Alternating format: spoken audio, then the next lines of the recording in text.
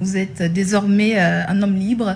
Qu'est-ce que vous avez ressenti ce samedi en allant à la rencontre de vos partisans? Mais je pense que ce soit moi ou les Africains et les Ivoiriens que j'ai rencontrés ce samedi-là, je précise que ce ne sont pas seulement mes partisans. Nous attendions ce moment de nous retrouver. Ils se sont battus. Ils y ont cru. Ils nous ont soutenus.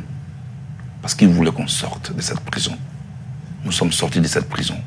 Ce moment, nous l'avons partagé. Je pense qu'il y avait beaucoup d'émotions en l'air. Ça s'est senti. Il y a eu beaucoup d'émotions en l'air. Et c'était un moment important pour moi aussi de venir leur traduire ma gratitude. Voilà. Alors, vous avez en effet l'air serein et patient. Concernant ce retour en terre natale, où en est votre procédure de demande de passeport?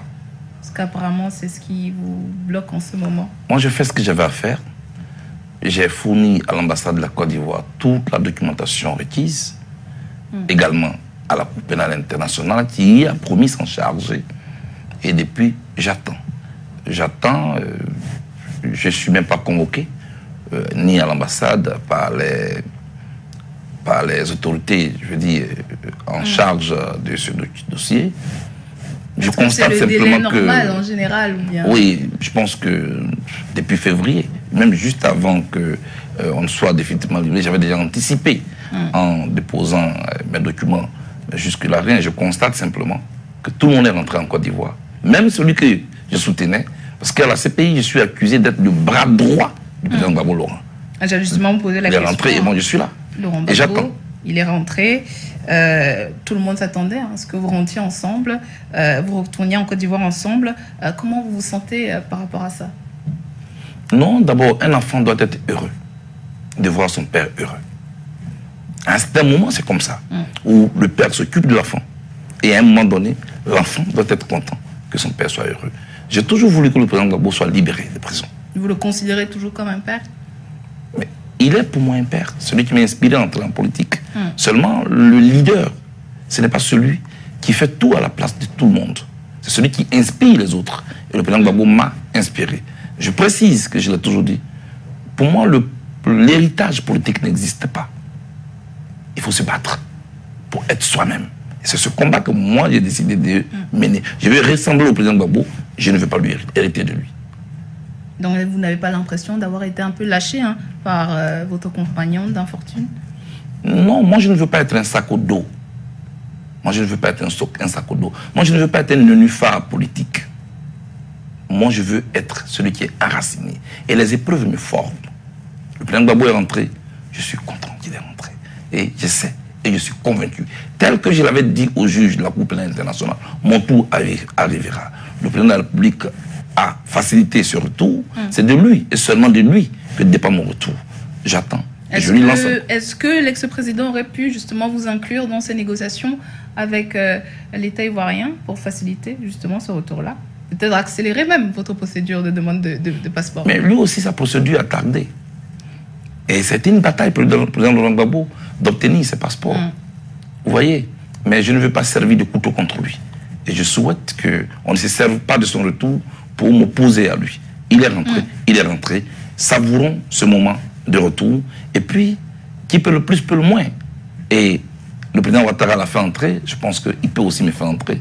Donc, j'attends que mon tour arrive. Je ne suis pas du tout sous pression.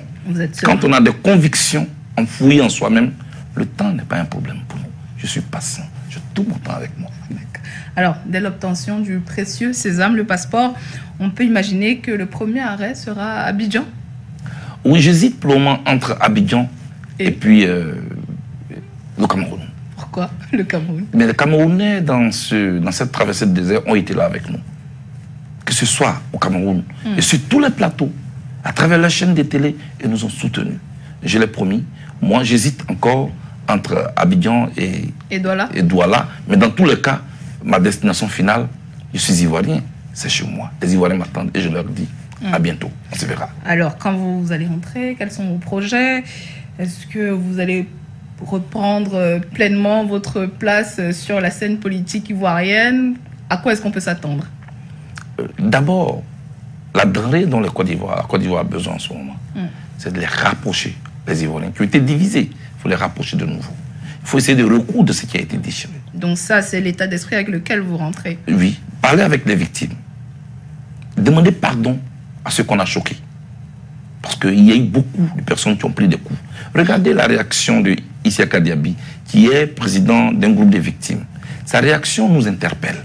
Il y a encore le feu qui couvre. Il y a encore la rancœur. Et le rôle de la classe politique, c'est d'essayer de rassurer les peurs et de penser les plaies. Moi, je veux aller vers la victime. Ceux qu'on voit, tout comme les autres victimes qu'on ne voit pas, mais qui sont des gens qui sont nombreux en Côte d'Ivoire, qui n'ont pas choisi d'être des victimes. Il faut apaiser la situation. Il faut apaiser la situation. Il faut renoncer aux retombées des discours guerriers. On était en guerre en son temps. On n'est plus en guerre.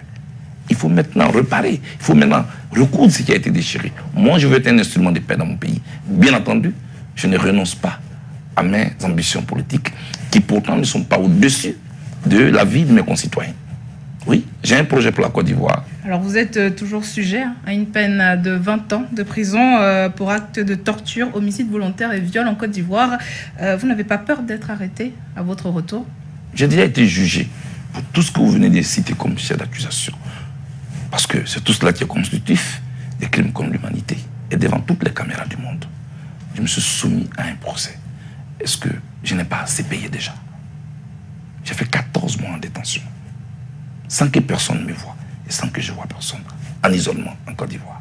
Avant qu'on me transfère là. Avant cela, j'ai fait 2 ans en exil. Tout le monde est rentré, sauf moi. Qu'est-ce que moi j'ai fait de plus que les autres? Il faut que je rentre en Côte d'Ivoire. Et je lance un appel au chef de l'État ivoirien qu'il fasse un geste en ma faveur pour que je puisse rentrer. J'ai besoin aussi, comme les autres, de voir ma famille. J'ai besoin aussi, comme les autres, d'aller voir mes parents au village. C'est pour cette crise-là que nous sommes tous venus ici. Et si les autres sont rentrés, il n'y a pas de raison que je sois ici. Oui, je vais rentrer dans mon pays. Les 20 ans de condamnation, le chef de l'État a encore le pouvoir, au nom de la réconciliation, comme il a dit, de revoir cette situation. Et je peux vouloir compter sur lui. Merci Charles Blé Goudé d'avoir répondu à nos questions.